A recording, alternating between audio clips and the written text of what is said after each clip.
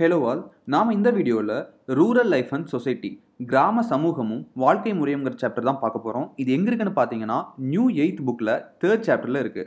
Okay, நம்ம டாப்பிக்கில் போகலாம். அதுக்கு முன்னாடி நீங்கள் இன்னும் இந்த சேனல் சப்ஸ்கிரைப் பண்ணனா சப்ஸ்கிரைப் பண்ணிக்கோங்க. ஓகே, இதில் பார்த்தீங்கன்னா நான் தமிழ் இங்கிலீஷ் ரெண்டுமே எடுத்து கமெண்ட் பண்ணி தான் எடுத்து போட்டிருக்கேன். ஸோ ரெண்டுமே உங்களுக்கு யூஸ்ஃபுல்லாக தான் இருக்கும். சப்போஸ் இங்கிலீஷில் வந்து ஏதாச்சும் ஒரு மீனிங் புரியலனா நீங்கள் தமிழ்லையும் பார்த்துக்கலாம். தமிழ் மீடியம் ஸ்டூடெண்ட்ஸ்க்கும் இது ரொம்பவே யூஸ்ஃபுல்லாக தான் இருக்கும். ஓகே, இப்போது ரூரல் லைஃப் நம்ம வந்து இந்த பிரிட்டிஷ் கொலோனியல் பீரியடுக்கு முன்னாடி, அதாவது காலனி ஆதிக்கத்துக்கு முன்னாடி எப்படி இருந்துச்சுன்னு பார்த்தீங்கன்னா ஒரு அக்ரேரியன் சொசைட்டியாக எக்கனாமியாக தான் இருந்துச்சு அப்படின்னு சொல்கிறாங்க. அக்ரேரியனா என்னென்னு பார்த்தீங்கன்னா வேளாண்மை சார்ந்த ஒரு பொருளாதாரமாக தான் இந்திய பொருளாதாரம் இருந்திருக்கு. அது மட்டும் இல்லாமல் பார்த்தீங்கன்னா டெக்ஸ்டைல்ஸ், சுகர் ஆயில் இண்டஸ்ட்ரீஸ், இந்த மாதிரி இண்டஸ்ட்ரீஸ்லாம் கூட ஒரு விவசாயத்தை சார்ந்தே தான் இருந்திருக்கு. ஸோ அதுக்கப்புறம் கொலோனியல் பீரியட், அதாவது பிரிட்டிஷ் வந்து காலனி ஆதிக்கத்துக்கு கீழே இந்தியாவை கொண்டு வந்ததுக்கப்புறம் அவங்க வந்து நம்ம ஒரு லேண்ட் ரெவன்யூஸ் எல்லாம் அவங்க எடுத்துக்கல. ஸோ அவங்க வந்து 3 பாலிசிஸ் கொண்டு வந்தாங்க. ஃபர்ஸ்ட் பார்த்தீங்கன்னா பெர்மனன்ட் செட்டில்மெண்ட், அடுத்தது மகள்வாரி சிஸ்டம், அடுத்தது ரயத்வாரி சிஸ்டம். ஸோ இந்த 3 கொண்டு வந்தாங்க. ஸோ இந்த 3 பற்றி தான் பார்க்க போகிறோம். இந்த 3 பாலிசி கொண்டு வந்தாங்க. அதனால் எழுந்த கிளர்ச்சிகளை பற்றி தான் நாம் இந்த வீடியோவில் பார்க்க போகிறோம். ஓகே, ஸோ இதை பார்த்துக்கோங்க. ஸோ நீங்கள் வந்து எதுவுமே இதை வந்து மறக்கவே கூடாது. பெர்மனன்ட் செட்டில்மெண்ட் கொண்டு வந்தது லார்ட் கார்ன்வாலிஸ். ஸோ கார்ன்வாலிஸ் வந்து ஒரு ஜமீன்தார், ஒரு நிலப்பிரபுன்னு தான் சொல்கிறாங்க. ஸோ அவர் தான் பெர்மனன்ட் செட்டில்மெண்ட்டை கொண்டு வந்தார். அதுக்கு வந்து ஜமீன்தாரி சிஸ்டம்னு சொல்லுவாங்க, ஜாகிர்தாரி, இந்த மாதிரி நிறைய சிஸ்டம் சொல்லுவாங்க. அதை நம்ம பார்ப்போம். ஸோ கார்ன்வாலிஸ் வந்து பெர்மனன்ட் செட்டில்மெண்ட் ஆக்ட் கொண்டு வந்திருக்காரு. Ryotwari system Thomas Munro. So Thomas Munro வந்து தமிழ்நாட்டு சைடு தான் இருந்திருப்பார். ஸோ மெட்ராஸ் பிரசிடென்சியில் தான் இருந்திருப்பார். ஸோ வந்து ryotwari system Thomas Munro, மகள்வாரி system Lord Bentinck. So வந்து இது எந்தெந்த இடத்துலலாம் வந்து இம்ப்ளிமெண்ட் பண்ணாங்க, அதோட மெரிட்ஸ் அண்ட் டிமெரிட்ஸை பற்றி தான் நாம் இந்த வீடியோவில் பார்க்க போகிறோம். ஓகே, ஃபர்ஸ்ட் வந்து பெர்மனன்ட் செட்டில்மெண்ட். இது எந்த வருஷம் கொண்டு வந்தாங்கன்னு பார்த்தீங்கன்னா அதுக்கு முன்னாடியே பார்த்தீங்கன்னா 1965 வந்து ராபர்ட் கிளே வந்து டியூயல் சிஸ்டம் கொண்டு வந்திருப்பார். பெங்கால், பீகார், ஒரிசா. டியூயல் சிஸ்டம்னா என்னென்னு பார்த்தீங்கன்னா டியூயல் கவர்னன்ஸ், அதாவது திவானி ரைட்ஸ், அதாவது இந்த ரெவன்யூ கலெக்ட் பண்ணுறோம் இல்லையா, அதை தான் திவானி ரைட்ஸ்னு சொல்லுவோம். அது வந்து பிரிட்டிஷ் கையில் தான் வந்துச்சு. இது எப்படி வந்துச்சுன்னு பார்த்தீங்கன்னா 1764 வந்து பேட்டில் ஆஃப் பக்சர் ஒரு வார் நடந்திருக்கும். அதில் வந்து கம்பைன்டு சிராஜ்-உத்-தௌலா, இந்த மாதிரி கம்பைன்ட் முகல் ஃபோர்ஸஸ் வந்து தோக்கடிக்கப்பட்டிருப்பாங்க. பிரிட்டிஷ் ஜெயிச்சிருப்பாங்க. அதுக்கப்புறம் ஒரு உடன்படிக்கை பண்ணியிருப்பாங்க. அதன்படி அதாவது திவானி ரைட்ஸும் நிசாமத், அதாவது சிவில் அட்மினிஸ்ட்ரேஷனும் பிரிட்டிஷ் எடுத்துக்கிறதாவும் மீதியெல்லாம் வந்து முகல்ஸ்க்கே கொடுக்கறதாகவும் சொல்லியிருப்பாங்க. அதன்படி திவானி ரைட்ஸ் வந்து பிரிட்டிஷர்ஸ்க்கு வந்திருக்கும். ஸோ அதுதான் இந்த பெர்மனன்ட் செட்டில்மெண்ட்டோட முதல் படி அப்படின்னு சொல்லியிருப்பாங்க. அப்போ பார்த்தீங்கன்னா இயர்லி வந்து லேண்ட் ரெவன்யூ வந்து கலெக்ட் பண்ணுற லேண்ட் ரெவன்யூ வந்து இயர்லி இருந்திருக்கும். ஸோ அதுக்கப்புறம் வாரன் ஹஸ்டிங்ஸ் 1773 வந்ததுக்கப்புறம் அந்த இயர்லி வந்து லேண்ட் ரெவன்யூ கனெக்ட் பண்ணுறத 5 இயர்ஸாக மாற்றிட்டாரு. ஓகேவா, அதுக்கப்புறம் கார்ன்வாலிஸ் அதுக்கப்புறம் வந்திருப்பார். ஹாஸ்டிங்ஸ் போனதுக்கப்புறம் ஒருத்தர் வந்திருப்பார். அதுக்கப்புறம் கார்ன்வாலிஸ் வந்திருப்பார். அவர் 1793 பெர்மனன்ட் செட்டில்மெண்ட் ஆக்ட் கொண்டு வந்திருப்பார். ஓகே, இப்போ இந்த பெர்மனன்ட் செட்டில்மெண்ட்னா என்னென்னு பார்த்தீங்கன்னா இது எந்தெந்த இடத்துல கொண்டு வந்தாங்கன்னு பார்த்தீங்கன்னா பெங்கால். அவர் வந்து பெங்காலோட ஒரு கவர்னர் ஜெனரலாக தான் இருந்திருப்பார்.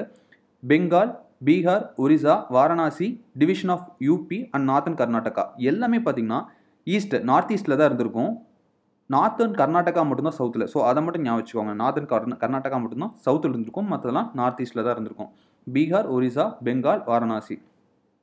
ஸோ இந்த அப்போ வந்து நீங்கள் பிரிட்டிஷ் இந்தியான்னு பார்த்தீங்கன்னா பாகிஸ்தானும் கூட சேர்ந்துருக்கும். ஸோ இந்த டோட்டல் இந்தியா லேண்ட் ஏரியாவில் 19% வந்து இந்த பெர்மனன்ட் செட்டில்மெண்ட்டுக்கு ஆக்டுக்கு கீழே வந்துச்சு அப்படின்னு சொல்கிறாங்க. So 19% of land in India came under permanent settlement act. So இந்த பெர்மனன்ட் செட்டில்மெண்ட்டுக்கு வேறு பேர்களும் இருக்குது. அது என்னென்னு பார்த்தீங்கன்னா ஜமீன்தாரி, ஜாகிர்தாரி, மல்குசாரி, பிஸ்வதாரி. ஸோ இந்த 4 பேர் இருக்குது. பெர்மனன்ட் செட்டில்மெண்ட் இல்லாமல் இந்த 4 பேரும் சொல்லுவாங்க. ஸோ அதை பார்த்துக்கோங்க. அடுத்தது சாலியன்ட் ஃபீச்சர்ஸ். இந்த பெர்மனன்ட் செட்டில்மெண்ட்டோட சிறப்புகள் பற்றி கொடுத்துருக்காங்க. ஸோ அது என்னென்னு பார்த்தீங்கன்னா முதல்ல வந்து டைரெக்டாக வாங்கிட்டு இருந்தாங்க. பிரிட்டிஷர்ஸ் வந்து இந்த பீசன்ஸ்லேருந்து டைரெக்டாக வந்து இந்த லேண்ட் ரெவன்யூ கனெக்ட் பண்ணுறது அது மாதிரிலாம் பண்ணிட்டு இருந்தாங்க. இந்த முறை வந்ததுக்கப்புறம் பார்த்தீங்கன்னா ஜமீன்தார்ஸ் வந்து இடையில ஒரு இடைத்தரகர்கள் அப்படின்னு கூட சொல்லக்கூடாது, ஒரு ஏஜென்ட்டாக வந்து செயல்பட்டாங்க. அதாவது இந்த பீசன்ஸ்லேருந்து வேலை வாங்கி அந்த ரெவன்யூவை கொண்டு போய் பிரிட்டிஷ் கவர்மெண்ட்டை கொடுக்குற ஒரு ஏஜென்ட்டாக இருந்தாங்க அப்படின்னு சொல்கிறாங்க. ஸோ இதோட எவ்வளோ ரெவன்யூ கொடுக்குன்னு பார்த்தீங்கன்னா 11ல் 10 பங்கு வந்து பிரிட்டிஷர்ஸ் கொடுத்துடணும். மீதி ஒரு பங்கில் தான் ஜமீன்தார்ஸ் எடுத்தது போக மீதியை வந்து பீசன்ஸுக்கு கொடுப்பாங்க. ஸோ ஒரு பங்கு மட்டும்தான் 11ல், ஒரு பங்கு மட்டும்தான் 11ல், ஒரு பங்கு மட்டும்தான் அந்த பீசன்ஸ்க்கும் ஜமீன்தாஸ்க்கும் போச்சு. ஸோ இதை பண்ணி அந்த ஏஜென்ட்டாக நியமிச்சனால ஜமீன்தாஸ் வந்து என்ன பண்ண ஆரம்பிச்சிட்டாங்கன்னு பார்த்தீங்கன்னா, அந்த பீசன்ட்ன்றது நிறைய வேலை வாங்கி அவங்களுக்கு வந்து ஒரு ஃபிக்ஸ்ட் அமௌண்ட் தான் கொடுக்கணும். இங்கே கொடுத்துருக்காங்க பாருங்கள். அவங்க வந்து ஃபிக்ஸ்ட் அமௌண்ட் தான் பிரிட்டிஷர்ஸ் கொடுக்கணும். ஸோ வந்து ஒருவேளை விளைச்சல் வந்து கம்மியாக இருந்தாலும் ஓகே, அதிகமாக இருந்தாலும் ஓகே, ஒரு ஃபிக்ஸ்ட் அமௌண்ட் தான் நீங்கள் பிரிட்டிஷர்ஸ் கொடுத்துட்டே இருக்கணும். அதை யூஸ் பண்ணிவிட்டு ஜமீன்தாஸில் என்ன பண்ண ஆரம்பிச்சிட்டாங்கன்னு பார்த்தீங்கன்னா, நிறைய பீசன்ஸ்ட்டு நிறைய ஒர்க் அதிகமாக பண்ண டார்ச்சர் பண்ண ஆரம்பிச்சிட்டாங்க. ஸோ வந்து அதில் வந்து அதிகமாக ப்ரொடியூஸ் வாங்கி அதில் வந்து ஜமீன்தாஸ் நிறைய வச்சுட்டு பிரிட்டிஷ் கொடுத்துட்டு ஜமீன்தாஸ் நிறைய வைக்க ஆரம்பிச்சிட்டாங்க. ஸோ இதனால் நல்லா கிளர்ச்சிகள்லாம் வந்திருக்கும். ஓகே, ஸோ அடுத்தது வந்து மெரிட்ஸ் பார்த்துட்டிங்கன்னா, இது வந்து ஒரு லாபம் என்னன்னு பார்த்தீங்கன்னா, வேஸ்ட்லேண்ட்ஸும் ஃபாரஸ்ட் அதாவது யூஸே இல்லாமல் கிடந்த ஏரியாலாம் கல்டிவபிள் லேண்ட்ஸாக மாற்ற ஆரம்பிச்சிட்டாங்க. Zamindars became the owner of the land. அந்த லேண்ட்ஸ்க்குலாம் ஜமீன்தாஸ் தான் ஓனர் ஆனாங்க. ஸோ அந்த ஜமீன்தாஸ் எல்லாமே ஒரு கவர்மெண்ட்டுக்கு வந்து ஒரு ஃபெய்த்ஃபுல்லாக ஒரு நம்பிக்கை உள்ளவர்களாக தான் இருந்தாங்க. இதில் டிமெரிட்ஸ் எல்லாம் என்னென்னு பார்த்தீங்கன்னா, ஸோ வந்து கல்டிவேட்டர்ஸ்க்கும் பிரிட்டிஷ் கவர்மெண்ட்டுக்கும் டைரக்ட் கான்டாக்ட் கிடையாது. ஸோ வந்து என்ன நடக்குது அப்படின்னு அந்த கல்டிவேட்டர்ஸ்க்கு தெரியாமையே இருந்துச்சு. எவ்வளோ ப்ரொடியூஸ் பிரிட்டிஷ் கொடுத்தாங்க, எவ்வளோ ஜமீன்தாஸ்க்கு வச்சுக்கிட்டாங்க. ஸோ இந்த மாதிரி எந்த ஒரு இன்ஃபர்மேஷனுமே கல்டிவேட்ஸ்க்கு தெரியல. The rights of the cultivators were ignored and they were left at the mercy of the zamindars. The peasants were almost treated as serfs. So வந்து ரொம்ப பீசன்ஸ் எல்லாமே இந்த ஜமீன்தாஸ் பார்த்தீங்கன்னா ரொம்ப கொடுமை பண்ணி நீங்கள் வந்து இவ்வளோ ப்ரொடியூஸ் பண்ணியே ஆகணும் அப்படின்னு டார்ச்சர்லாம் பண்ண ஆரம்பிச்சிட்டாங்க. இதனால அந்த பெங்கால் சைடு பார்த்தீங்கன்னா ஜமீன்தாஸ்க்கும் பீசன்ஸ்க்கும் நிறையா ப்ராப்ளம் அரோஸ் ஆச்சு அப்படின்னும் சொல்கிறாங்க. அடுத்தது ரியத்வாரி முறை. ஸோ இந்த ரியத்வாரி சிஸ்டம் வந்து எங்கே கொண்டு வந்ததுன்னு பார்த்தீங்கன்னா, நம்ம பெர்மனன்ட் செட்டில்மெண்ட் பார்த்துருப்போம். 1793 கான்வாலிஸ் பீரியடில் வந்திருக்கும். இது வந்து 1920 தாமஸ் முன்ரோ பீரியடில் வந்திருக்கும். ஸோ இதுக்கு வந்து முக்கிய பங்காற்றினர் வந்து கேப்டன் ரீட். இங்கே கொடுத்துருக்காங்க பாருங்கள். ஸோ கேப்டன் ரீட் வந்து இதுக்காக ஒரு முக்கிய பங்காற்றிருப்பார். இது எந்தெந்த ஏரியாலாம் வந்ததுன்னு பார்த்தீங்கன்னா, Madras, Bombay and parts of Assam and Coorg. So இது வந்து பாம்பே பிரசிடென்சி ஃபுல்லுமே வந்திருக்கும். இதில் எக்ஸ்ட்ரா பார்த்தீங்கன்னா ஒடிசாலாம் வந்திருக்காது. பாம்பே பிரசிடென்சினா இங்கே இருக்க மெட்ராஸ், பாம்பே இந்த சைடு சவுத் இந்தியா மட்டும்தான் வந்திருக்கும். அதில் எப்படி நார்த் கர்நாடகா வந்துச்சோ அதே மாதிரி இங்கே பார்த்தீங்கன்னா பார்ட்ஸ் ஆஃப் அசாம், நார்த் ஈஸ்ட்டில் வந்து அசாம்லேயும் சில இடத்துல வந்து இதை கொண்டு வந்திருப்பாங்க. இதில் பார்த்தீங்கன்னா பிரிட்டிஷ் நான் முன்னாடி பார்த்து ஏஜென்ட்டாக இருப்பாங்க. ஜமீன்தாஸ் வந்து நடுவில் ஏஜென்ட்டாக இருப்பாங்க டேக்ஸ் கலெக்ட் பண்ணுறதுக்கு. இதில் வந்து பிரிட்டிஷர்ஸ் வந்து டைரெக்டாகவே வந்து பீசன்ஸ்கிட்ட டேக்ஸ்லாம் கலெக்ட் பண்ணாங்க. ஸோ அதில் வந்து எவ்வளோ ரெவன்யூ கலெக்ட் பண்ணாங்கன்னா 11ல் 10 பங்கு 10-11 ஆஃப் ரெவன்யூ வந்து வாங்கினாங்க. இதில் வந்து பார்த்தீங்கன்னா 1/3 தான் வாங்கினாங்க. ஸோ வந்து இதை நான் 2/3 இருந்திருக்கும். அதை வந்து 1/3 குறைச்சிருப்பாங்க. அது இங்கே கொடுக்கல, அது ஞாபகம் வச்சுக்கோங்க.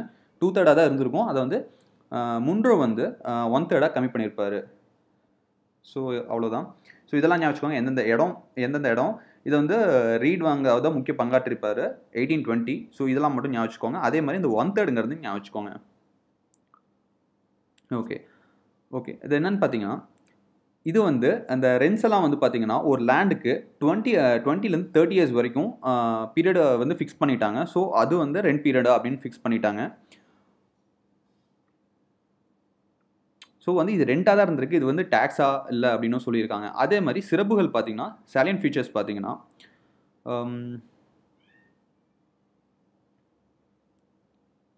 அதே மாதிரி பார்த்தீங்கன்னா ஃபர்ஸ்ட் நான் சொன்ன மாதிரி இதில் வந்து 2/3 இருந்துச்சு. அதுக்கப்புறம் 1/3 கம்மி பண்ணியிருப்பாங்க. இப்போ வந்து பார்த்தீங்கன்னா 45 to 55% ஆஃப் ப்ரொடியூஸை வந்து கவர்மெண்ட் வந்து ஒரு ஃபிக்ஸ்டாக இது பண்ணிட்டாங்க. ஸோ வந்து நீங்கள் விளைச்சல் கம்மியாக இருந்தாலும் பரவாயில்ல, அதிகமாக இருந்தாலும் பரவாயில்ல, இவ்வளோ கொடுக்கணும் அந்த மாதிரி வச்சுருந்துருக்காங்க.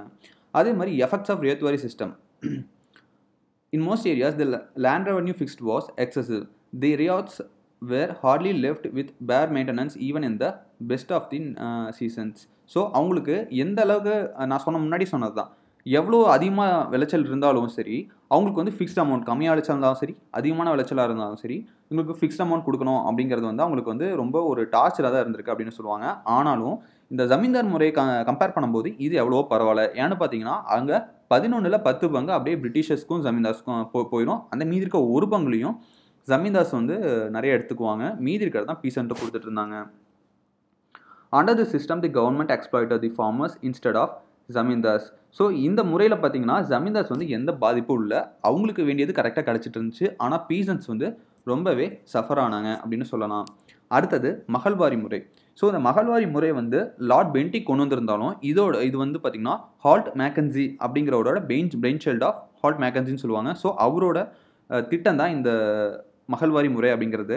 இது எந்தெந்த ஏரியாவில் பண்ணாங்கன்னு பார்த்தீங்கன்னா Ganga valley, north west province, parts of central India and Punjab. So இந்த பஞ்சாப் சென்ட்ரல் இந்தியாவும் வெஸ்ட் இந்தியாவும், so western part of India வந்து தான் இதில் கீழே வந்திருக்கு. ஸோ இது பார்த்தீங்கன்னா இனிஷியலாக வந்து பார்த்தீங்கன்னா 1822 கொண்டு வந்திருப்பாங்க. ஆனால் இது ஒரு ஃபுல்லுமே இந்தியா பாதி இந்தியா அந்தளவுக்கு செயல்முறை கொண்டு வந்தது பார்த்தீங்கன்னா 1833 தான். So with guidance of Robert Merttins Bird. So இதில் வந்து 2 பேர் வருவாங்க. ஃபர்ஸ்ட் வந்து ஹால்ட் மேக்கன்சி, அடுத்தது ராபர்ட் மார்டின்ஸ் பர்ட். ஸோ இவங்க 2 பேரும் நல்லா ஞாபகம் வச்சுக்கோங்க. கூட வில்லியம் பென்டிக் பீரியடில் தான் இது வந்திருக்கு. ஸோ இதில் வந்து மகள்வாரி அப்படின்னா பார்த்தீங்கன்னா மகள்னு பார்த்தீங்கன்னா வில்லேஜ் அப்படின்னு சொல்லுவாங்க. ஸோ இது வில்லேஜ் முறை. ஏன்னு பார்த்தீங்கன்னா அந்த வில்லேஜோட ஹெட்மேன் தான் இதை வந்து மெயின்டைன் பண்ணுறது. ஸோ அதுனால மகள்வாரி முறைனே இதுக்கு பேர் வந்துடுச்சு. All the proprietors of the Mahal were severally and jointly responsible for the payment of revenue.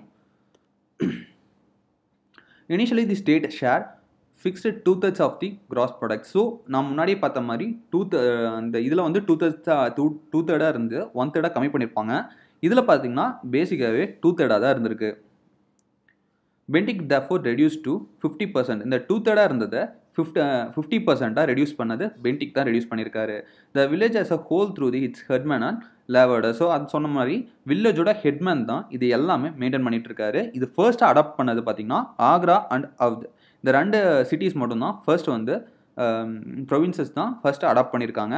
And extend to other parts of United province. So United ப்ரொவின்ஸ்னால் நம்ம எதை சொல்லுவோம்னா இந்த உத்தரப்பிரதேஷ் அந்த சைடு இருக்கிறதெல்லாம் தான் சொல்லுவோம். பீகார்லாம் அதெல்லாம் பார்த்தீங்கன்னாவே நீங்கள் வந்து ஜமீன்தார் சிஸ்டம் கீழே போயிடுச்சு. சென்ட்ரல் இந்தியா மட்டும்தான் வந்து சென்ட்ரல் பார்ட் ஆஃப் இந்தியா மட்டும்தான் பார்த்தீங்கன்னா இந்த மகள்வாரி முறைக்கு கீழே வந்துச்சு. The burden of all this heavy taxation finally fell on the cultivators. So நம்ம முன்னாடி பார்த்த மாதிரி இந்த ஜமீன்தாரியாக இருக்கட்டும், மகள்வாரியாக இருக்கட்டும், ரயத்வாரியாக இருக்கட்டும், எல்லாமே பார்த்தீங்கன்னா கொஞ்சம் ரியத்வாரி கூட கொஞ்சம் சொல்லலாம். ஏன்னா வந்து பார்த்தீங்கன்னா 1/3 தான் சொல்லுவான். ஆனால் வந்து எவ்வளோ பஞ்சம் வந்தாலும் சரி அவங்களுக்கு வந்து கட்டியே ஆகணும். ஸோ அந்த மாதிரியும் ஒரு கொடுமை அனுபவிச்சாங்க. இந்த 3 செட்டில்மெண்ட்டுமே அந்த 3 ஆக்ட்ஸுமே பார்த்தீங்கன்னா கல்டிவேட்டர்ஸ்க்கு ஒரு பேர்டனாக தான் இருந்திருக்கு. யாருக்குமே ஒரு யூஸ்ஃபுல்லாக அந்த மாதிரிலாம் இருந்ததில்லை அப்படின்னு சொல்கிறாங்க. அடுத்தது இந்த மகள்வாரியோட சிறப்புகள் பார்த்தீங்கன்னா the lambardar acted as intermediators between the government and villages. So ரியத்வாரியில் எந்த இன்டர்மீடியேட்டர்ஸ் இருக்க மாட்டாங்க. ஜமீன்தார்ஸ் வந்து இன்டர்மீடியேட்டர்ஸாக இருப்பாங்க. இதில் மகள்வாரியில் பார்த்தீங்கன்னா வில்லேஜ் ஹெட்மேன் லாம்பார்டர் அப்படின்னு சொல்லுவோம். ஸோ வந்து அவங்க வந்து பிரிட்டிஷ்க்கும் கல்டிவேட்டர்ஸ்க்கும் ஒரு ஏஜெண்ட்டாக இருந்திருக்காங்க, இன்டர்மீடியேட்டர்ஸாக இருந்திருக்காங்க. It was the village wise assessment. 1 person could hold a number of villages. The village community was the owner of the village. அதே தான் சொல்லிட்டு இருக்காங்க. ஸோ வந்து அந்த வில்லேஜ் ஹெட்மேனுக்கு கீழே தான் வரும். அவங்க சில இடத்துல 2-3 வில்லேஜுக்கும் ஒரு இன்டர்மீடியேட்டர் அது மாதிரி இருந்திருக்காங்க. அடுத்தது effects of mahalwari settlement. So வந்து பார்த்தீங்கன்னா இந்த லம்பார்டா நான் முன்னாடி சொன்ன மாதிரி ஜமீன்தார்ஸ் வந்து எப்படி எக்ஸ்ப்ளாய்ட் பண்ண முடியுமோ அவ்வளோ கஷ்டப்படுத்தாங்க. அது உங்களுக்கு சாதகமாக பண்ணிக்கிட்டாங்க. ஸோ வந்து அதே மாதிரி இந்த இன்டர்மீடியேட்டர்ஸ் வில்லேஜ் ஹெட்மேன்ஸும் பார்த்தீங்கன்னா அவங்களுக்கு சாதகமாக நல்ல விஷயங்கள்லாம் பண்ணிக்கிட்டாங்க. ஸோ வந்து இவங்க வந்து கல்டிவேட்டர்ஸில் வாங்கி அது இவ்வளோதான் சொல்லி பிரிட்டிஷ்ட கொடுத்துட்டு இவங்க நிறைய வச்சுக்கிட்டாங்க. ஸோ இந்த மாதிரி நிறைய ப்ராப்ளமும் அதில் இருந்திருக்கு. It was a modified version of zamindari system and benefit the upper class in villages. So அதே மாதிரி சொன்ன மாதிரியே தான் இது வந்து ஜமீன்தாரி முறையாக வந்து லைட்டாக மாடிஃபை பண்ண மாதிரி தான் இதுவும் இருந்திருக்கு. இதில் என்னென்னு பார்த்தீங்கன்னா இந்த இன்டர்மீடியேட்டர்ஸ் வந்து நிறையா வந்து கொள்ளையடிச்சிட்டாங்க. அதாவது நிறைய பதுக்கி வச்சுக்கிட்டாங்க அவங்க வளர்றதுக்காக அப்படின்னு சொல்லியிருக்காங்க. அடுத்தது impact of British land revenue system on the cultivators. So the common feature of the settlements was the assessment and the maximized income from land. It resulted in increasing land sales and dispersion. So இந்த முறையினால என்ன பண்ணிட்டாங்கன்னு பார்த்தீங்கன்னா நிறைய பேர் வந்து அவங்க லேண்ட்ஸை வித்துட்டு போகிற நிலைமைக்கு கொண்டு வந்துட்டாங்க. The peasants were overburdened with taxation due to the tax burdens, famines in general, people suffered in poverty. So இதனால நிறைய பஞ்சம் வந்திருக்கு. ஸோ வந்து அவங்களுக்கு வழி இல்லை. என்னென்னு பார்த்தீங்கன்னா நீங்கள் வந்து இவ்வளோ ப்ரொடியூஸ் பண்ணியே ஆகணும், இல்லைனா வந்து நீங்கள் கொடுக்கணும், அப்படி அதுக்கான பணத்தை நீங்கள் கொடுக்கணும், அந்த மாதிரிலாம் கேட்க ஆரம்பிச்சிட்டாங்க. அதனால நிறைய பேர் லேண்டை வித்துட்டும் போக ஆரம்பிச்சிட்டாங்க. நிறைய பேர் பஞ்சம் வந்து ஸோ இந்த மாதிரி நிறைய ப்ராப்ளம் வந்து கல்டிவேட்டர்ஸ் அனுபவிச்சுட்டு இருந்திருக்காங்க. The zamindars money lenders and lawyers exploited the poor peasants. So முன்னாடி பார்த்த மாதிரி ஜமீன்தார்ஸ் மணி லெண்டர்ஸ், ஸோ இதை யூஸ் பண்ணி மணி லெண்டர்ஸும் பார்த்தீங்கன்னா நிறைய பணத்தை கொடுத்துட்டு அதுக்கான லேண்டை வந்து எழுதி வாங்க ஆரம்பிச்சிட்டாங்க. ஸோ இந்த மாதிரி நிறைய பிரச்சனை வந்து அனுபவிச்சிருக்காங்க கல்டிவேட்டர்ஸ். ஸோ இதனால வந்து காட்டேஜ் இண்டஸ்ட்ரீஸ் வந்து நம்ம முன்னாடி பார்த்த மாதிரி ஒரு அக்ரிகல்ச்சுரல் சார்ந்த ஒரு எக்கனாமியாக தான் இருந்திருக்கு. ஸோ இந்த மாதிரி நிறையா வந்து பஞ்சம் வந்தனால இந்த காட்டேஜ் இண்டஸ்ட்ரீஸ் எல்லாம் காணாமையே போச்சு அப்படின்னும் சொல்கிறாங்க. The British policy proved advantageous only to the government of privileged section of the society at the cost of the cultivators who were rightful owners of this land and claimants of a larger share of the produce. So இந்த முறைகள் அவங்க கொண்டு வந்திருந்த இந்த 3 முறைகளுமே பார்த்தீங்கன்னா இது வந்து ஒரு பெரிய அந்த சொசைட்டியில் இருக்க கொஞ்சம் பணப்பலம் படைச்சவங்களுக்காக மட்டுமே தான் இது கொண்டு வந்த மாதிரி இருக்குது அப்படின்னு சொல்கிறாங்க. இது கல்டிவேட்டர்ஸ், பீசன்ஸ் இந்த மாதிரி யாருக்குமே யூஸ்ஃபுல்லாகவே இல்லை அப்படின்னு சொல்கிறாங்க. இவங்களுக்கு மேலும் மேலும் பர்டனாக தான் இருந்துச்சு அப்படின்னு சொல்லியிருக்காங்க. ஸோ பார்த்தீங்கன்னா இந்த மாதிரி இந்த ஜமீன்தாரி சிஸ்டம் இந்த மாதிரி வந்து ரொம்ப கொடுமைகளை அனுபவிச்ச பீசன்ஸ்லாம் என்ன பண்ணாங்கன்னா அவங்க வந்து கிளந்தெழுக ஆரம்பிச்சிட்டாங்க. நிறைய இடத்துல ப்ரொடெஸ்ட்டும் பண்ணாங்க, ரிவோல்ட்ஸும் வந்துச்சு. ஸோ அந்த பீசன்ட் ரிவோல்ட்ஸ் பற்றி தான் நாம் இதில் பார்க்க போகிறோம். நீங்கள் மெயின்ஸில் பார்த்தீங்கன்னா உங்களுக்கு வந்து 3 இது கேட்பாங்க. அதாவது ரிவோல்ட் வந்து 3 விதமாக கேட்பாங்க. ஒன்று வந்து பீசன்ட் ரிவோல்ட்ஸ், சிவில் அப்ரைசிங் கேட்பாங்க. இன்னொன்று வந்து பார்த்தீங்கன்னா இந்த ட்ரைபல் அப்ரைசிங் கேட்பாங்க. ஸோ வந்து இந்த 3ஐயும் பிரித்து பழகிக்கோங்க. ஸோ ஃபஸ்ட்டு பார்த்தீங்கன்னா peasant revolts. The ownership of land was conferred on the zamindars. So வந்து இந்த நிலத்தோட உரிமையாளர்கள்லாம் ஜமீன்தாராகவே இருந்தாங்க. They try to extract as much as they could from the cultivators. அவங்க வந்து எவ்வளோ அவங்களால வேலை வாங்க முடியுமோ அவ்வளோவும் வேலை வாங்கிட்டு அவங்களுக்கு வந்து ரொம்ப கம்மியாக தான் அவங்களுக்கான ஊதியத்தை கொடுத்தாங்க அப்படின்னு சொல்கிறாங்க. The life of the peasants was extremely miserable. So இந்த கொடுமைகள்லாம் அதிகமாக பார்த்தீங்கன்னா இந்த 19th century 20th century இந்த மாதிரி டைமில் தான் ரொம்பவே நடந்திருக்கு அப்படின்னு சொல்கிறாங்க. ஃபர்ஸ்ட்டு பார்த்தீங்கன்னா சாந்தால் ரிபிலியன். இதோட வருஷங்கள்லாம் நல்லா ஞாபகம் வச்சுக்கோங்க. சாந்தால் ரிபிலியன் வந்து 1855 56 வரைக்கும் அந்த பீரியடில் தான் நடந்திருக்கும். The first revolt which recorded as peasant revolt. So நிறைய ரிவோல்ட்ஸ் முன்னாடி நடந்திருக்கும். ஆனால் வந்து ஒரு பெரிய அளவில் நடந்தது வந்து இந்த சாந்தால் ரிபிலியன் தான் ஃபர்ஸ்ட் ரிவோல்ட்டா அப்படின்னு சொல்கிறாங்க. இது வருஷம் முன்னாடி பார்த்துக்கோங்க. இது வந்து ராஜ்மஹால் ஹில்ஸ். இந்த சந்தால் ரிபிலியன் எங்கே நடந்துச்சுன்னு பார்த்தீங்கன்னா பீகாரில் நடந்திருக்கு. பீகாரில் இருக்க ராஜ்மஹால் ஹில்ஸ். ஸோ அதை சுற்றி இருக்க கல்டிவேட்டர்ஸ், பீசன்ஸ்லாம் தான் இந்த வந்து ரிவோல்ட்டாக பண்ணியிருக்காங்க. ஸோ அங்கே இருக்க மணிலெண்டர்ஸ் மற்றும் லேண்ட்லார்ட்ஸ், நிலப்பிரபுக்களின் கொடுமையால் வந்து இவங்க ரொம்பவே பாதிக்கப்பட்டு இந்த போராட்டத்துக்கு வந்திருக்காங்க. இந்த ரிவோல்ட் வந்து ஆரம்பிச்சிருப்பாங்க அப்படின்னு சொல்கிறாங்க. ஃபர்ஸ்ட் பார்த்தீங்கன்னா under the belief of a divine order around 10,000 Santhals gather under 2 Santhal brothers. So வந்து இந்த ரிவோல்ட்டை வந்து முன்னின்று நடத்தினது பார்த்தீங்கன்னா 2 பேர் தான், 2 பிரதர்ஸ் தான் நடத்தியிருப்பாங்க. சித்து அண்டு கான்ஹோ அப்படிங்கிற 2 பிரதர்ஸ் தான் இதை முன்னிலிருந்து நடத்திருப்பாங்க. எத்தனை பேருன்னு பார்த்தீங்கன்னா 10,000 பேர் வந்து இவங்க தலைமையில் வந்து ஒன்று கூடியிருப்பாங்க அப்படின்னு சொல்கிறாங்க. The houses of the European planters, British officers, railway engineers, zamindars and money lenders இவங்க ஹவுசஸ் எல்லாமே தாக்குதலுக்குள்ளாச்சு அப்படின்னு சொல்கிறாங்க. The rebellion continue till February 1856. 1855 ஆரம்பித்து February 1856 வரைக்குமே இந்த போராட்டங்கள் நடந்திருக்கும். எல்லா அந்த இவங்க கொடுமைக்கு ஆளான இருக்காங்க பார்த்தீங்கன்னா zamindars, money lenders, British officers இவங்க எல்லாத்தோட வீட்டையுமே அடித்து உடைச்சிருப்பாங்க. The government declare the Parganas inhabited by them as Santhal Parganas so that the lands and identity could be safeguarded from external encroachment. So இதனால விழிப்படைஞ்ச கவர்மெண்ட் என்ன பண்ணியிருக்காங்கன்னு பார்த்தீங்கன்னா அந்த சாந்தால்ஸ்க்கு வந்து எந்த ஒரு அவங்க பேர்டன்ஸை கொஞ்சம் கம்மி பண்ணியிருக்காங்க. அவங்க சாந்தால் பர்கானாஸ் அப்படின்னு சொல்லிட்டு ஸோ வந்து அவங்களுக்கு வந்து ஒரு ஐடென்டிட்டி கொடுத்துட்டாங்க. ஸோ வந்து நீங்கள் வந்து எக்ஸ்டர்னல் ஃபேக்டர்ஸ், அதாவது வெளியிலேருந்து யாரும் வந்து இவங்களுக்கு வந்து இவ்வளோ பண்ணோம், அந்த டார்ச்சர் பண்ணுறாங்க இல்லையா, சரி நீங்கள் இவ்வளோ ப்ரொடியூஸ் பண்ணி ஆகணும் அப்படின்லாம். ஸோ அதுலேருந்து கொஞ்சம் விலக்கு அழிச்சு இவங்களுக்கு வந்து ஒரு சாந்தால் பர்கானாஸ் அப்படிங்கிற ஒரு ஐடென்டிட்டி கொடுத்துட்டாங்க. அடுத்தது இண்டிகோ ரிவோல்ட். ஸோ அது வந்து 55 வரைக்கும் நடந்திருக்கும். இது வந்து 59 60 வரைக்கும் நடந்திருக்கும். The Bengal indigo cultivators strike was the most militant. So முன்னாடி பார்த்தது பீகாரில் நடந்திருக்கும். அடுத்தது பார்த்தீங்கன்னா இது வந்து பெங்காலில் தான் நடந்திருக்கு இண்டிகோ கல்டிவேட்டர். ஸோ வந்து இந்த இண்டிகோஸ் பார்த்தீங்கன்னா ஒரு வகையான சாயம், அதாவது பெயிண்ட்டுன்னு சொல்லுவாங்க. ஸோ வந்து இந்த ட்ரெஸ்ஸுக்கெல்லாமே அந்த சாயம் கொடுக்குறதுக்காக யூஸ் பண்ணுறது தான் இந்த இண்டிகோ பிளான்ட்ஸு. ஸோ இதை வந்து யூரோப்பியன்ஸ் வந்து என்ன பண்ணுவாங்கன்னா, நீங்கள் வந்து உங்கள் வயல்வெளிகள்லாம் இருக்கு இல்லையா, நம்ம வந்து நார்மலாக ஃபார்ம் வச்சுருப்போம்ல, அதில் வந்து இடையிலலாம் இந்த பிளான்ட்டெல்லாம் நீங்கள் பராமரிக்கணும் அப்படின்னு சொல்லுவாங்க. அதுக்கு வாங்கிட்டு அதுக்கான பணமும் பார்த்திங்கன்னா ரொம்ப கம்மியாக தான் கொடுப்பாங்க.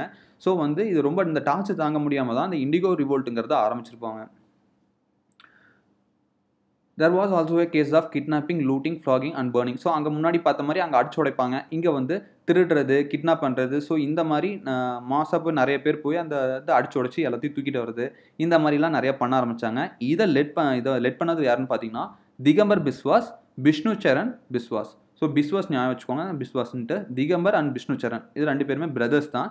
இவங்க 2 பேரும் தான் இதை ஆரம்பிச்சிருப்பாங்க, லீட் பண்ணியிருப்பாங்க.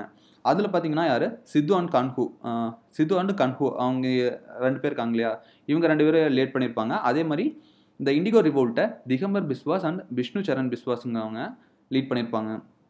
இது எந்த இடம்னு பார்த்தீங்கன்னா நாதியா டிஸ்ட்ரிக்ட். ஸோ அது வந்து ராஜ்மஹால் ஹில்ஸ், இது வந்து நாதியா டிஸ்ட்ரிக்ட், அது பீகார், இது வந்து பெங்காலில். ஸோ இந்த ஆரம்பித்த வருஷம் பார்த்தீங்கன்னா செப்டம்பர், அது வந்து ஆரம்பித்தது கொடுத்துருக்க மாட்டாங்க, ஃபினிஷ் ஆனது தான் 56 பிப்ரவரின்னு கொடுத்துருப்பாங்க. இது வந்து ஆரம்பித்தது பார்த்தீங்கன்னா செப்டம்பர் 1859 ஆரம்பிச்சிருக்கும். Factories were burnt down and the revolt spread. To take control of the situation the government set up indigo commission in 1860. So இந்த பிரச்சனையை முடிவு கொண்டு வரக்கு பிரிட்டிஷ் கவர்மெண்ட் வந்து இண்டிகோ கமிஷன் அப்படிங்கிற ஒரு கமிஷனை வந்து நியமிச்சிருப்பாங்க. இது வருஷம் பார்த்தீங்கன்னா 1860 தான். Who were burned down on the revolt spread to take control of. Okay, அதே தான் கொடுத்துருக்காங்க. ஸோ வந்து பார்த்தீங்கன்னா இந்த 1860 வந்து இந்த கமிஷன் அமைச்சிருப்பாங்க. ஸோ அதுக்கப்புறமே பார்த்தீங்கன்னா கொஞ்சம் அந்த ரிவோல்ட்டெல்லாம் கொஞ்சம் கம்மியாக ஆரம்பிச்சிடும். ஏன்னா வந்து அவங்களோட கோரிக்கைகளை கவர்மெண்ட் கேட்க ஆரம்பிச்சிருப்பாங்க. ஸோ இந்த 1860 அமைச்ச கமிஷன் வந்து 1862 வந்து சில ரெக்கமெண்டேஷன்ஸ் கொடுத்துருப்பாங்க. அந்த ரெக்கமெண்டேஷன்ஸை என்ன சொல்லுவாங்கன்னா ஆக்ட் 6 ஆஃப் 1862. அதோட ரெக்கமெண்டேஷன்ஸ் ஆக்ட் 6ன்னு சொல்லுவாங்க. இதப்படி என்னன்னு பார்த்தீங்கன்னா the indigo planters of Bengal have move to the settle in Bihar. So வந்து இந்த கொடுமைகள் தாங்க முடியாமல் பெங்கால் இருக்க பீசன்ஸ் எல்லாமே பக்கத்தில் இருக்க பீகார், உத்தரப்பிரதேஷ் இந்த மாதிரி ஸ்டேட்ஸில் வந்து போய் தங்க ஆரம்பிச்சிருப்பாங்க. The news paper Hindu Patriot brought to light the misery of cultivators. So Hindu Patriot அப்படிங்கிற ஒரு பத்திரிக்கை தான் ஃபர்ஸ்ட்டாக இந்த இண்டிகோ கல்டிவேட்டர்ஸோட கொடுமைகளை வந்து அனுபவிச்ச கொடுமைகளை பற்றி ஃபர்ஸ்ட்டாக எழுதியிருக்காங்க. Deenbandhu Mitra wrote a drama, Neel Darpan, in Bengali with a view to draw attention of the people and the government towards the misery of Indigo cultivators. So first வந்து ஹிந்து பேட்ரியட் வந்து எழுதியிருப்பாங்க. அதுக்கு அடுத்தது பார்த்தீங்கன்னா தீனபந்து மித்ரா அப்படிங்கிறவர் வந்து அவரோட ட்ராமா நீல் தர்பன் அப்படிங்கிற ஒரு ட்ராமா வந்து பெங்காலியில் வந்து கொண்டு வந்திருப்பாங்க. அதில் வந்து இந்த பீசன்ஸ் எல்லாம் அனுபவிச்ச கொடுமைகளை பற்றி அதில் கொண்டு வந்திருப்பாங்க. ஸோ 2 ஞாபகம் வச்சுக்கோங்க. ஃபர்ஸ்ட் வந்து ஹிந்து பேட்ரியாட் அப்படிங்கிற நியூஸ் பேப்பரில் வந்திருக்கும். அடுத்தது தீனபந்து மித்ரா எழுதின நீல் தர்பன் அப்படிங்கிற ஒரு ட்ராமாவில் இதை பற்றி எழுதியிருப்பாங்க. அடுத்தது பாப்னா ரிவோல்ட். இந்த பாப்னா ரிவோல்ட் வந்து பார்த்தீங்கன்னா இது வந்து ஏரியா எதுன்னு பார்த்தீங்கன்னா பெங்கால் தான். ஒரு பழைய புக்கில் வந்து வேறு ஒரு இது கொடுத்துருப்பாங்க. ஆனால் நியூ புக்கில் வந்து பாப்னா வந்து பெங்கால் தான் இருக்கான்னு கரெக்டாக தான் கொடுத்துருக்காங்க. ஸோ இதை மட்டும் எடுத்துக்கோங்க, பழசு பார்க்காதீங்க. ஸோ இதுவும் பார்த்தீங்கன்னா ஜமீன்தாஸோட அப்ரேஷனுக்கு எதிராக கிளந்தெழுந்த ஒரு ரிவோல்ட் தான் இதுவும். It originated in the Yusuf Shahi pargana of Pabna in Bengal. It was led by Keshab Chandra Roy. So அதில் வந்து 2 பார்த்தீங்கன்னா பிரதர்ஸ் தான் இருக்காங்க. இதில் வந்து கேசப் சந்திர ராய் அப்படிங்கிற ஒருத்தர் தான் இதை வந்து லெட் பண்ணியிருக்காரு. ஸோ இதே அதே தான் அந்த அவங்க அனுபவிச்ச கொடுமைகளை பற்றி அதை கொடுத்துருக்காங்க. அதனால இவங்க வந்து எடுத்திருக்காங்க. ஓகே, ஸோ இதுவும் அதே தான் கொடுத்துருக்காங்க. இதில் வந்து பார்த்திங்கன்னா நிறைய பேர் வந்து போலீஸ் ஸ்டேஷனில் அடித்து உடச்சிருப்பாங்க. பிரிட்டிஷ் போலீஸ் ஸ்டேஷனில் இருக்குல்ல, அதெல்லாம் வந்து இவங்க அடித்து உடச்சிருப்பாங்க. ஸோ இது பார்த்திங்கன்னா அக்ரேரியன் லீக்ஸ், அதாவது விவசாயிகள்லாம் சேர்ந்து அக்ரேரியன் லீக்ஸ் எல்லாம் வந்து ஃபார்ம் பண்ணி நடத்தியிருக்காங்க அப்படின்னு சொல்கிறாங்க. ஸோ இது வந்து இதெல்லாம் தான் இம்பார்ட்டண்ட். ஸோ இது பப்னா ஃபுல்லுமே பரவி இருக்குது. ஈஸ்ட் பெங்கால், இந்த பப்னாங்கிறது ஈஸ்ட் பெங்கால். இண்டிகோ ரிவோல்ட் வந்து சென்ட்ரல் பெங்காலில் தான் நடந்திருக்கும். அதே மாதிரி இந்த 3 விஷயம் ஞாபகம் வச்சுக்கோங்க. அது வந்து ஈஸ்ட் பெங்காலில் நடந்திருக்கு. அக்ரேரியன் லீக்ஸ் எல்லாம் இதில் ஃபார்ம் பண்ணியிருக்காங்க. போலீஸ் ஸ்டேஷன் எல்லாமே தாக்குதலுக்குள்ளே இருக்குது அப்படின்னு சொல்லியிருக்காங்க. ஓகே, அதே தான். அடுத்தது பார்த்திங்கன்னா டெக்கான் ரியட்ஸ். இது வந்து 1875 நடந்திருக்கும். இது வந்து இயர்ஸ் பார்த்துக்கோங்க, 1873 to 76, 3 வருஷம் நடந்திருக்கும். இந்த கிளர்ச்சி அடங்குறதுக்கு 3 வருஷம் ஆயிருக்கும். அடுத்தது டெக்கான் ரியட்ஸ் வந்து 1875. இந்த டெக்கான் ரியட்ஸ் வந்து எப்படி ஞாபகம் வச்சுக்கோங்கன்னா, நீங்கள் அந்த டெக்கான் எஜுகேஷன் சொசைட்டி இருக்குல்லையா, அது வந்து 1875 தான் ஃபார்ம் பண்ணியிருப்பாங்க. ஸோ அதை ஞாபகம் வச்சுக்கோங்க. டெக்கான் எஜுகேஷன் சொசைட்டியும் 1875 தான் திலக் அவர்களால் ஆரம்பிக்கப்பட்டிருக்கும். டெக்கான் ரியாட்ஸும் 1875. ஸோ இந்த மாதிரி ஞாபகம் வச்சுக்கோங்க. ஸோ இது எந்த ஏரியாலன்னு பார்த்தீங்கன்னா பூனா, அதாவது மகாராஷ்டிரா பிரசிடென்சியில் இருந்த பாம்பே பிரசிடென்சியில் இருந்த பூனாவில் தான் இதுவும் இது நடந்திருக்கும். ஸோ வந்து இதை வந்து டெக்கான் ரியாட்ஸ்ன்னு சொல்லுவாங்க. அந்த டெக்கானில் நடந்த ஃபர்ஸ்ட் ரியாட்னால இதை வந்து டெக்கான் ரியாட்ஸ் அப்படின்னும் சொல்லுவாங்க. ஸோ இதுவும் பார்த்தீங்கன்னா இந்த மகள்வாரி இதனால பாதிக்கப்பட்டவங்க தான் இவங்களும். Gradually the uprising spread over 33 villages அந்த peasant loot the property of Marwari ஷகோஸ். ஸோ வந்து இவங்களாம் தான் அந்த நான் முன்னாடி சொன்ன மாதிரி அந்த ஜமீன்தார்ஸ் அந்த மகள்வாரி முறையில் வில்லேஜ் கிட்ஸ் அப்படின்னு சொல்லுவாங்க. ஸோ வந்து அவங்க டார்ச்சர் தாங்க முடியாமல் ஆரம்பித்தது தான் இந்த டெக்கான் ரியாட்ஸுங்கிறது. இது வந்து ஃபர்ஸ்ட் இனிஷியலாக 33 வில்லேஜஸில் பரவி இருக்கும் அப்படின்னு சொல்லியிருக்காங்க. ஸோ இதோட ரிசல்ட் என்னன்னு பார்த்தீங்கன்னா டெக்கான் அக்ரிகல்ச்சரிஸ்ட் ரிலீஃப் ஆக்ட் அப்படின்னு கொண்டு வந்திருக்காங்க. ஸோ ஒரு ஆக்ட் பாஸ் பண்ணியிருக்காங்க. அவங்களோட குறைகளை கேட்டு அதன்படியாக சரி செய்யறதுக்காக கொண்டு வந்தது தான் இந்த Deccan agriculturalist relief ஆக்ட்டுங்கிறது. Okay, so 4 பார்த்துட்டோம். அடுத்தது பார்த்தீங்கன்னா ஓகே, இதுதான் கடைசி பீசன் மூமெண்ட்டு. இது என்னன்னு பார்த்தீங்கன்னா பஞ்சாப் பீசன் மூமெண்ட்டுன்ட்டு 1890 10 வருஷம் நடந்திருக்கும். ஸோ கடைசியாக பார்த்தது டெக்கான் ரியாட்ஸ் 1875. இது வந்து பஞ்சாப் பீசன் மூமெண்ட் 1890 1900 வரைக்கும் நடந்திருக்கும். ஸோ 10 இயர்ஸ் நடந்திருக்கு. ஸோ இதோட ரிசல்ட் பார்த்தீங்கன்னா இதுவும் அதே தான். எல்லாமே பார்த்தீங்கன்னா இந்த அப்ரெஷன் ரொம்ப டார்ச்சர் தாங்க முடியாமல் கிளந்திருந்தா இதை தான் எல்லாமே சொல்லியிருப்பாங்க. ஸோ இதோட ரிசல்ட் என்னன்னு பார்த்தீங்கன்னா பஞ்சாப் லேண்ட் அலியனேஷன் ஆக்ட் 1900. ரொம்ப இம்பார்ட்டண்ட்டான ஒரு ஆக்ட், இதை நல்லா ஞாபகம் வச்சுக்கோங்க. Punjab land alienation act was passed in 1900. So இது பாஸ் பண்ணதுக்கு அப்புறம் தான் இந்த மூமெண்ட் வந்து கண்ட்ரோலுக்கு வந்திருக்கும் as an experimental measure. So வந்து ஒரு எக்ஸ்பெரிமெண்டல் பேசிஸாக தான் இதை கொண்டு வந்திருப்பாங்க அப்படின்னு சொல்லியிருக்காங்க. The act divided the population of the Punjab into 3 categories: the agriculture class, statutory class, agriculture class, and the rest of the population including the money lenders. So வந்து பஞ்சாபில் இருக்க பாப்புலேஷனாக 3 விதமாக பிரித்தாங்க. அக்ரிகல்ச்சர் அதாவது விவசாயம் பண்ணுறவங்கள ஒரு பகுதியாகவும், ஸ்டேச்சுட்டரி அக்ரிகல்ச்சரிஸ்ட் கிளாஸ் அதாவது இந்த அந்த நிலம்லாம் ஒன்று வந்து அக்ரிகல்ச்சர் பண்ணிகிட்டே இருப்பாங்க, இன்னொன்று வந்து அப்பப்போ பண்ணுறவங்க, அது வந்து ஒரு இதாக வச்சுருக்காங்க. ஸோ அந்த மாதிரி ஒரு கிளாஸ் இது பண்ணியிருக்காங்க. இன்னொன்று வந்து பார்த்தீங்கன்னா அக்ரிகல்ச்சர் பண்ணாதவங்க, இவங்க வந்து மணி லெண்டர்ஸ் அதாவது கடன் வட்டி கொடுறவங்க. ஸோ இந்த மாதிரி ஒரு கொஞ்சம் ஹை கிளாஸ் வந்து ஒரு பகுதியாகவும் பிரிச்சிருக்காங்க. இந்த மாதிரி 3ஆக பிரிச்சிருந்துருக்காங்க. Okay, restrictions were imposed on the scale and mortgage of the land from the first category to the other 2 categories.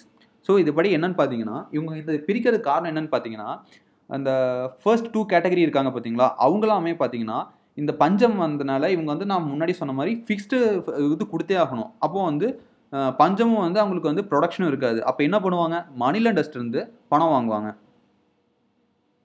ஓகேவா, இப்போ இந்த ஃபர்ஸ்ட் கேட்டகரி மட்டும்தான் அக்ரிகல்ச்சர், அந்த அவங்க வந்து அவங்களுக்கு பிரதானம் வந்து அக்ரிகல்ச்சர் அதாவது விவசாயம் பண்ணுறது மட்டும்தான். அவங்ககிட்ட பணம் இல்லைன்னா என்ன பண்ணுவாங்க, மணி லெண்டர்ஸ்ட்டை வாங்குவாங்க. ஸோ வந்து இந்த செகண்ட் கேட்டகரியில் இருக்கவங்க தேர்ட் கேட்டகரியில் இருக்கவங்களும் அவங்களுக்கு வட்டிக்கு பணம் கொடுத்து அது கட்டாத சமயத்தில் என்ன பண்ணுவாங்க, அந்த லேண்ட் எல்லாமே எடுத்துக்குவாங்க. ஸோ இதிலிருந்து ஒரு விலக்கு கொடுத்தாங்க. அதாவது விலக்குன்னு சொல்லக்கூடாது, இது வந்து ஒரு ஆக்ட் பாஸ் பண்ணது மூலியமாக அவங்களுக்கு வந்து யாரும் வாங்கக்கூடாது, அந்த லேண்டை வந்து அவங்களுக்கே திருப்பி கொடுக்கணும் அப்படிங்கிற மாதிரி கொண்டு வந்தாங்க. ஸோ இதுக்கு அப்புறம் தான் அந்த மூவ்மெண்ட் வந்து கட்டுக்குள்ளே வந்துச்சு அப்படின்னு சொல்கிறாங்க.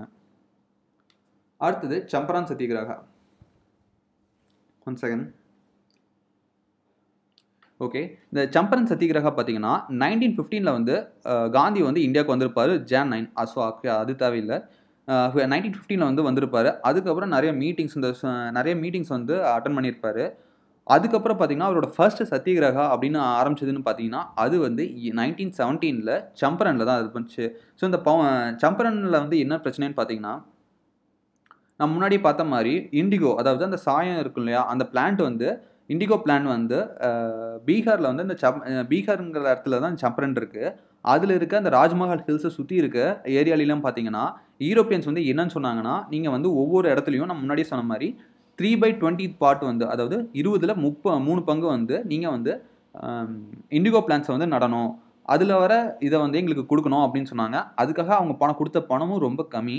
ஸோ இந்த ஒரு ப்ராசஸ்க்கு பேர் வந்து திங்கட்டியா சிஸ்டம் அப்படின்னு சொல்லுவாங்க. ஸோ இங்கே இருக்கு பாருங்கள், டின்கத்தியா சிஸ்டம் அப்படின்னு சொல்லுவாங்க. அதாவது 20ல் 3 பங்கு வந்து இண்டிகோ பிளான்ட்ஸை அவங்க இடத்துல விதைக்கணும், இதுங்கிறது தான் அது.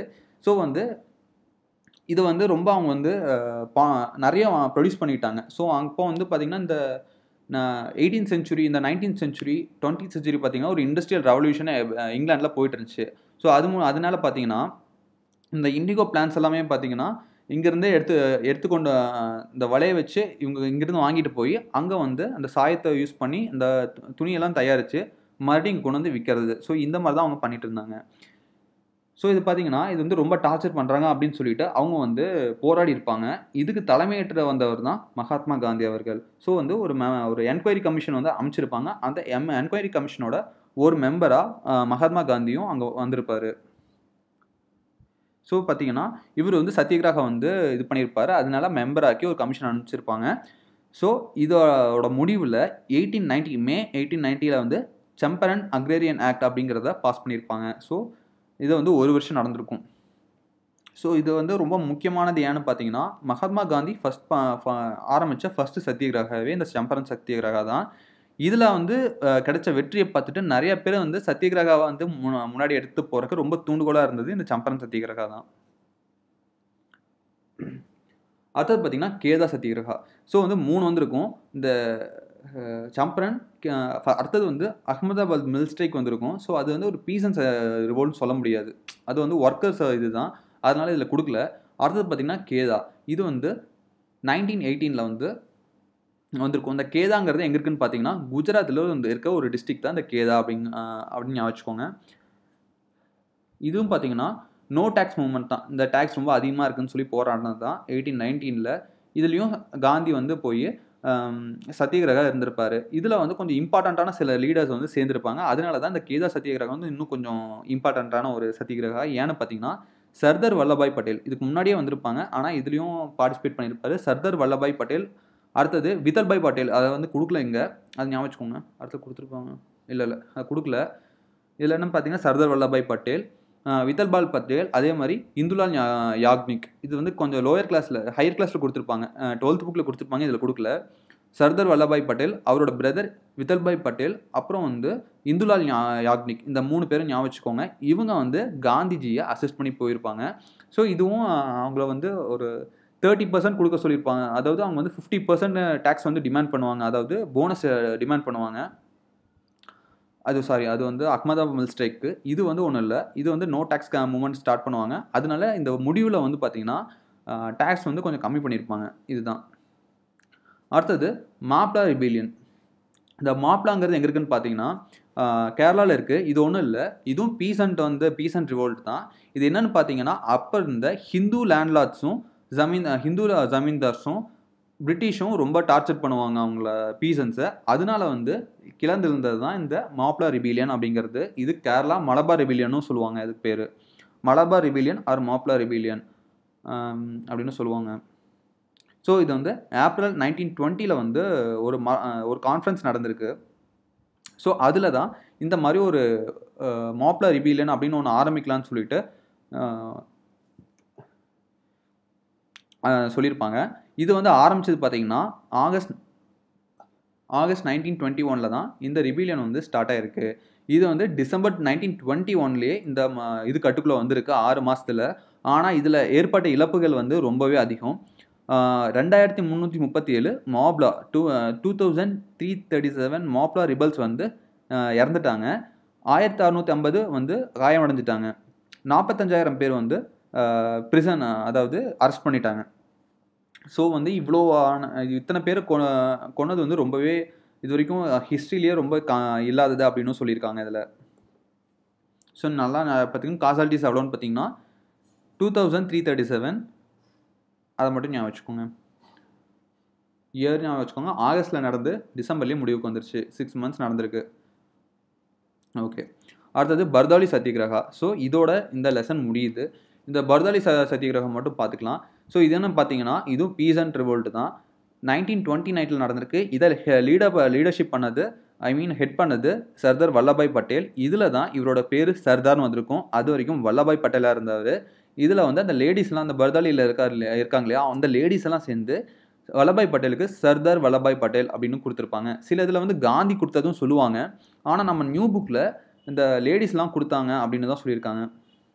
ஸோ ஞாபகம் வச்சுக்கோங்க. சர்தார் வல்லபாய் பட்டேல் பேர் வந்தது பர்தௌலி சத்தியாகிரகாவில் 1928 வந்து ஆரம்பிச்சிருக்கும்.